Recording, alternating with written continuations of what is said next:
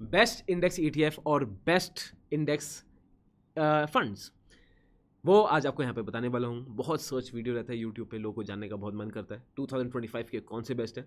And जो भी मैं डेटा बताऊँगा मैंने वो लिया है प्राइम इन्वेस्टर से, लिया है वैल्यू रिसर्च से, मनी कंट्रोल से, ET मनी से, बहुत सोर्सेज लिए हैं।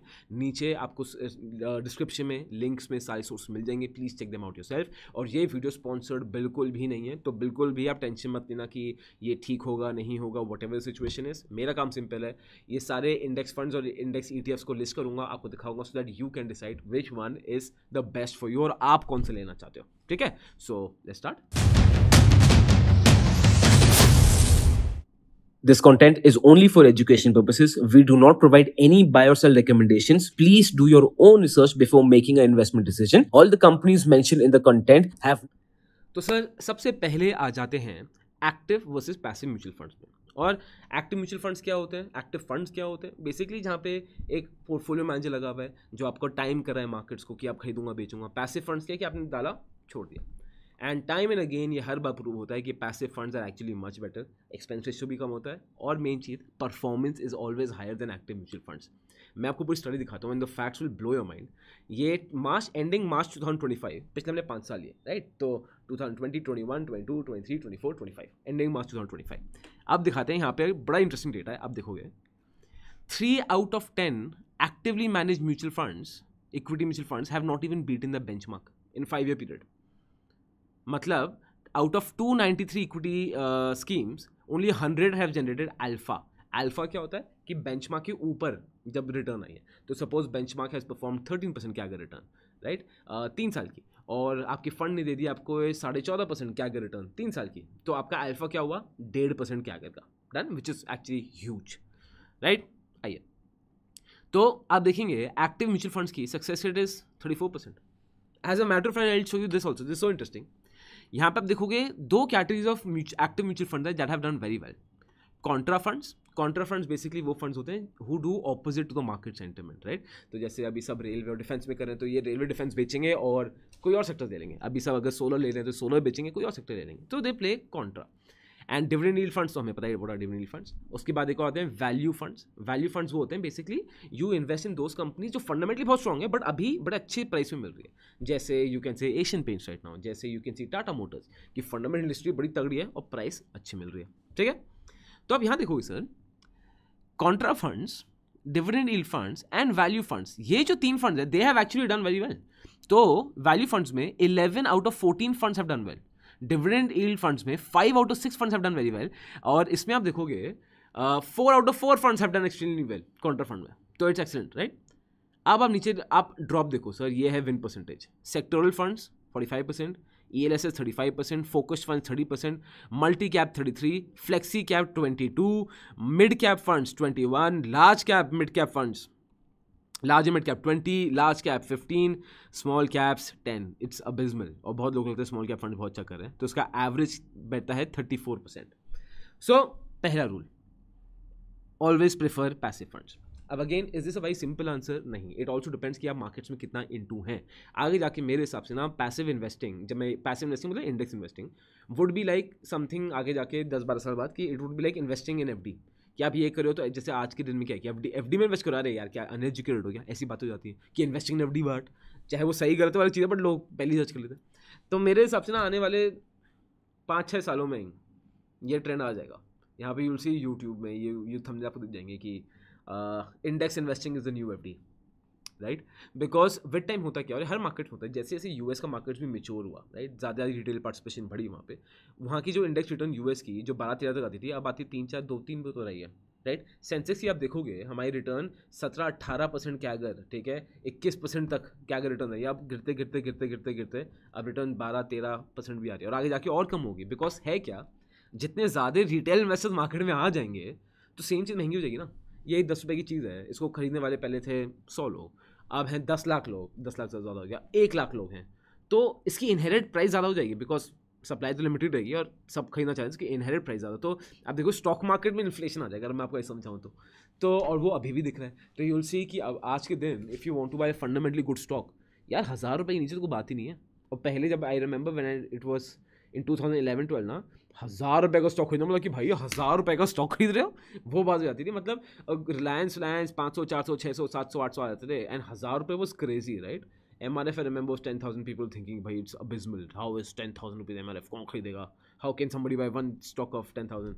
अब तो भाई मारुति सुजुकी वगैरह 4-5 हज़ार के ऊपर हो गए सब, राइट। तो आप देखो पूरा मार्केट हल्का सा इन्फ्लेट कर जाता है, clear. But still if you are someone who does not have time for investments, या आप बस कर रहे हो ऑन द साइड, भाई इंडेक्स इन्वेस्टिंग बहुत अच्छी है, प्रूवन चीज़ है, तो continue this. I feel India में 10 साल तक तो इससे अच्छी रिटर्न हम बना सकते हैं, राइट। बट आगे जाके I have my concerns index investing को लेके एक लेवल के बाद, ठीक है। ओके चलो अब आ जाते हैं इसमें। अब मैंने क्या किया है, पहले मैं लूंगा इंडेक्स फंड्स, फिर मैं लूंगा इंडेक्स ETF। इंडेक्स फंड्स क्या होते हैं, बेसिकली म्यूचुअल फंड्स जो इंडेक्स में इन्वेस्ट करें, पैसिव फंड्स हैं, लो इनका एक्सपेंस रेशियो रहता है। और फिर आता है इंडेक्स ETF, ये आपके डीमैट अकाउंट में होते हैं। ये basically you can buy and select stocks, ये आपकी यूनिट्स आते हैं। आई प्रेफर इंडेक्स ETF जो डायरेक्टली आप डीमैट अकाउंट में लिखते हो, इसमें ट्रैकिंग एरर और कम होता है और इसमें एक्सपेंस रेशियो और कम होता है, right. So I prefer that, but मैं आपको दोनों बताऊंगा और तीनों टाइप की कैटेगरीज बताऊंगा, index in large mid small and ETF in large mid small, ठीक है, सब मैं बताऊँ, ठीक है। आइए, तो अब जब हम इसको आगे बढ़ेंगे तो दो चीज़ों में हम इसको कवर करेंगे। सबसे पहला है ट्रैकिंग डिफरेंस, फिर है ट्रैकिंग एरर, ठीक है। ये मैट्रिक्स बड़े इंपॉर्टेंट है हमारे लिए। उसके बाद AUM, ये मैट्रिक्स हम लेंगे ही। AUM मतलब एसेट अंडर मैनेजमेंट, कितने सारे पैसे उनके पास है। बट मेन चीज़ जो मैं ट्रैकिंग डिफरेंस लूंगा ना, वो इसलिए है कि जब मैं इंडेक्स फंड में पैसा डाल रहा हूँ, इंडेक्स ETF में डाल रहा हूँ, I wanted to mimic the index. यही मेरा पर्सनल पर्पस है, यही मेरा ओरिजिनल पर्पस है। सो अगर इंडेक्स 2% ऊपर, आई वॉन्ट फंड 2% ऊपर। इंडेक्स 2% नीचे, आई वॉन्ट फंड या ETF 2% नीचे। इसको बोलते हैं ट्रैकिंग एरर। और ऑब्वियसली डॉट टू डॉट का भी होता नहीं है, तो बहुत बार ट्रैकिंग एरर ज़्यादा हो जाता है, which is not good. We want the tracking error to be as least as possible, right. So these are the top large cap index funds. अभी मैं इंडेक्स फंड्स की बात कर रहा हूँ, ETF से भी आगे आएंगे, right.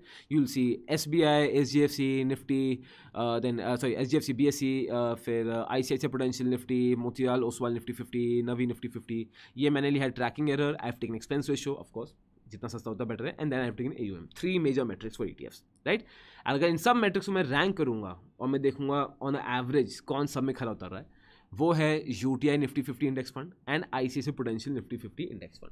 Again all these funds are good, आप कोई भी लिख सकते हो, but if you want to pick here and तभी भी बेस्ट से बेस्ट लेना है, तो फैक्चुअली आपको ये दिख रहा है। इसके बाद आ जाते हैं सब मिड कैप फंड्स में। तो मिड कैप फंड्स में ये 3 बड़े इंटरेस्टिंग है। SBI Nifty mid cap 150 index fund, Motilal Oswal Nifty mid cap 150 index fund and SGFC Nifty mid cap 150 fund.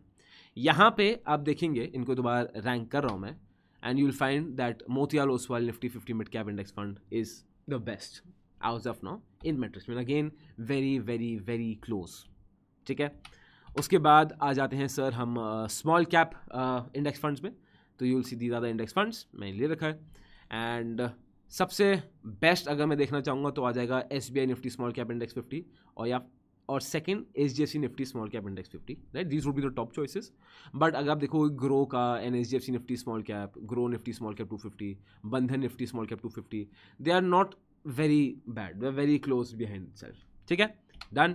उसके बाद हम आते हैं ETFs में। Now these are all the list of the ETFs and all of them are good, right. ETFs में पहले I tell you issue ये आता था, and personally if I had to choose one, I would choose ETF compare to index funds, and because I like the flexibility. और मैं तो बायस ही है, मैं खुद पर्सनली ज़्यादा इन्वेस्टमेंट बिलीव करता हूँ, तो दैट्स वाई।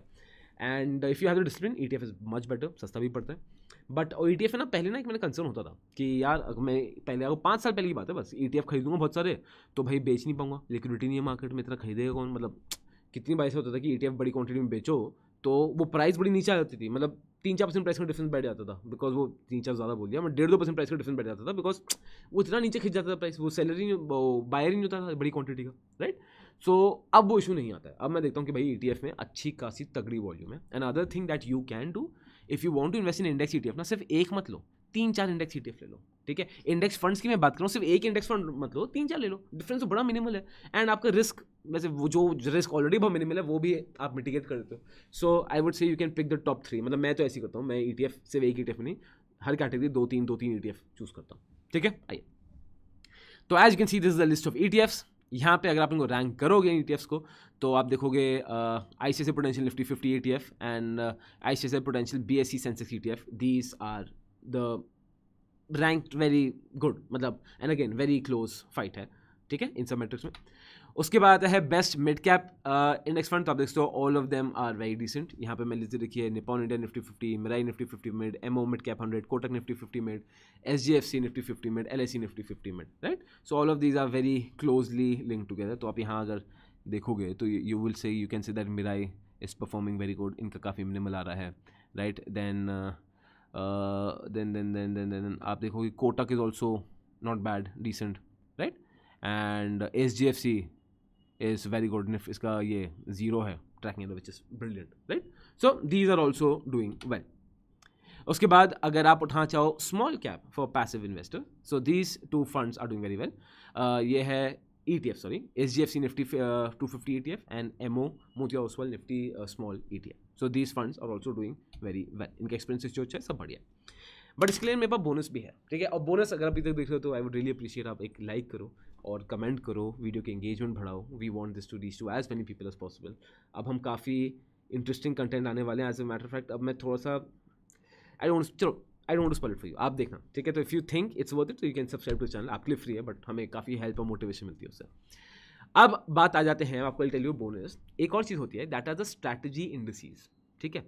अब एक तो हो गया पैसिव फंड्स। स्ट्रैटेजी इंडिसेस क्या होती हैं और थोड़ी बेटर इसलिए होती हैं, उसमें बड़ा आर्ग्यूमेंट करते हैं कि they will time to buy the index, not time to buy the stocks which is not difficult, जो एक्टिव म्यूचुअल फंड में होता है। ये थोड़ा बीच में आता है, they are timing to buy the index, ठीक है। अब जैसे शो यू, इसका एक एग्जाम्पल है Nifty 200 momentum 30 index, right.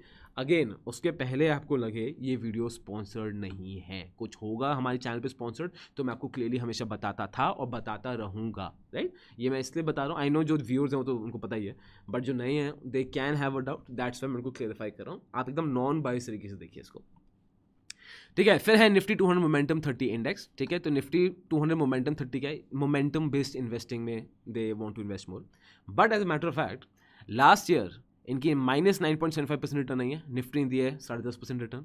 Last 6 महीने में -10.51% रिटर्न नहीं है, निफ्टी ने दी है 3.29 की रिटर्न। तो क्लियरली बेंचमार्क को बीट तो छोड़ दो, बुरी तरह पिट रहे हैं, राइट। अब इसके लिए जो डायरेक्टर हैं, this is Pratik Sinha, he says momentum factor has struggled recently but history shows this under performance tends to last 10-11 months। तो he is of course very optimistic, he is saying कि अभी मार्केट को momentum बढ़ेगा, this is when the index will do, our fund will do very well, which has a chance, right. So आप देखोगे how it works, it select stocks on the basis of momentum and score 6 to 12 months returns, weights based on momentum, score free float market cap and cap 5% पर stock. तो आप diversified रहते हो, right. So this is the situation. तो आप इसको एक बार pause कर पढ़ सकते हो, काफ़ी जेनरिक है। तो लॉन्ग टर्म ट्रैक रिकॉर्ड अगर मैं देखूंगा तो 3 year कैगर रिटर्न जो निफ्टी का इनका आता है 20.3, निफ्टी का है 15.49। अमंग टॉप 3 परफॉर्मिंग स्ट्रैटेजीज है in the last 16 of the last 20 years। On a 3 year rolling basis since 2005 it has beaten Nifty 200 85% of the time, right? So strategically अच्छा है, but it's a long term game, but this is something जो आप momentum indices देख सकते हो if you are interested in. And और क्या channel पे देखना चाहोगे, किस किस स्टॉक एनालिसिस देखना चाहोगे, या कुछ एनीथिंग स्पेसिफिक या कुछ समझ नहीं आ रहा है, नीचे कमेंट करके बता सकते हो।